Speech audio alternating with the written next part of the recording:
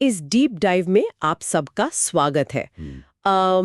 आज हम बात कर रहे हैं इंडिया के रिन्यूएबल एनर्जी सेक्टर की, जो मतलब बहुत ही तेजी से ग्रो कर रहा है।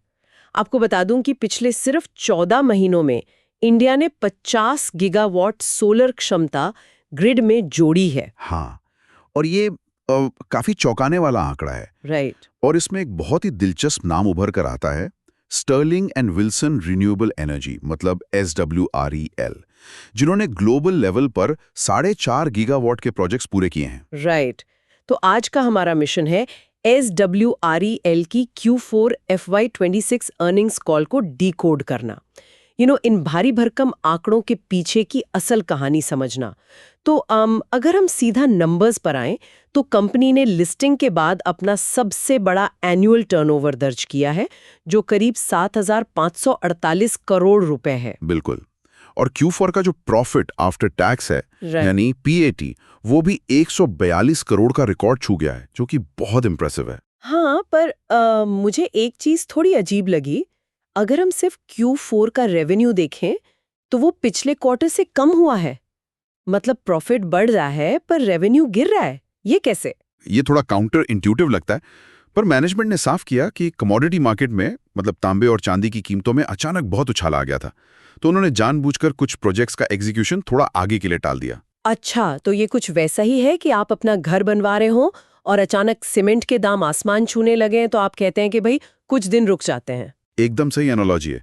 ऊंचे दामों पर मटेरियल खरीदकर घाटे में काम करने का कोई मतलब नहीं था।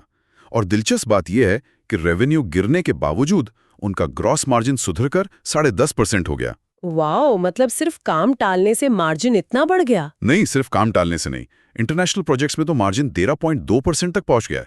इसका असली कारण था बेहतर डिजाइन ऑप्टिमाइजेशन और सप्लाई चेन में एफिशिएंसी लाना। Make sense.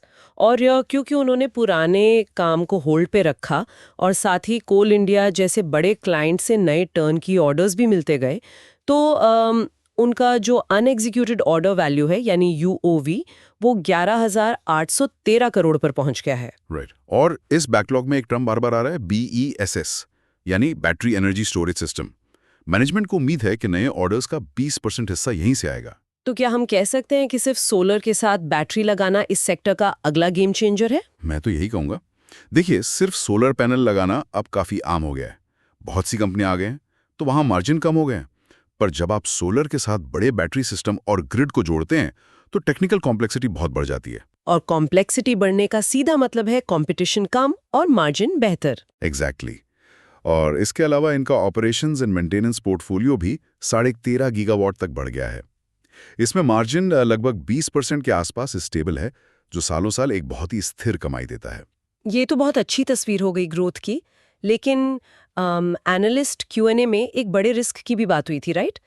अमेरिका में किसी लिटिगेशन के कारण कंपनी ने 611 करोड़ का एक्सेप्शनल नुकसान बुक किया है। ये सुनकर तो लगता है कि बैलेंस शीट ही खतरे में है। सतह पर देखें तो ये डरावना जरूर लगता है, लेकिन एनालिस्ट कॉल में मैनेजमेंट ने साफ किया कि इस बुक लॉस में से जो लगभग 200 करोड़ का असली कैश आउट फ्लो हुआ है, उसकी भरपाई पूरी तरह से प्रमोटर्स करेंगे। ओके, यानी प्रमोटर्स ने इसे इंडेमनिफाई किया है, तो कंपनी की अपनी जेब से पैसा नहीं जाएगा। ये एक बहुत बड़ी राहत है। हाँ, और बैलेंस शीट की बात करें तो कुल कर्ज में भी 149 करोड़ की कमी आई है। साथ ही कंपनी को 2800 करोड़ की नई क्रेडिट लाइन भी मिल गई है अपने ऑपरेशंस के लिए। क्या बात है। और मैंने ये भी पढ़ा कि रिलायंस के साथ मल्टी गीगावाट प्रोजेक्ट्स पर भी चर्चा चल रही है। इन सब बातों से तो मैनेजमेंट काफी कॉन्फिडेंट लग रहा है, और वो 15% ग्रोथ का अनुमान भी लगा रहे हैं। जी बिल्कुल। अगर सारे पहलुओं को एक साथ जोड़कर देखें तो ये साल SWREL के लिए एक बड़े ट्रांजिशन का साल रहा। कमोडिटी के झटके सहने से लेकर हाइब्रिड एनर्जी की नींव रखने तक इन्होंने काफी मजबूती दिखाई है। सच में। तो इस पूरी चर्चा से एक बहुत बड़ा सवाल दिमाग में आता है। जैसे जैसे ये सेक्टर सिर्फ बुनियादी सोलर पैनल लगाने से आगे बढ़कर एक बड़े बैटरी और ग्रिड सिस्टम को इंटीग्रेट करने की तरफ बढ़ रहा है, तो क्या पारंपरिक EPC मॉडल खत्म हो जाएगा? ये बहुत ही वैलिड पॉइंट है।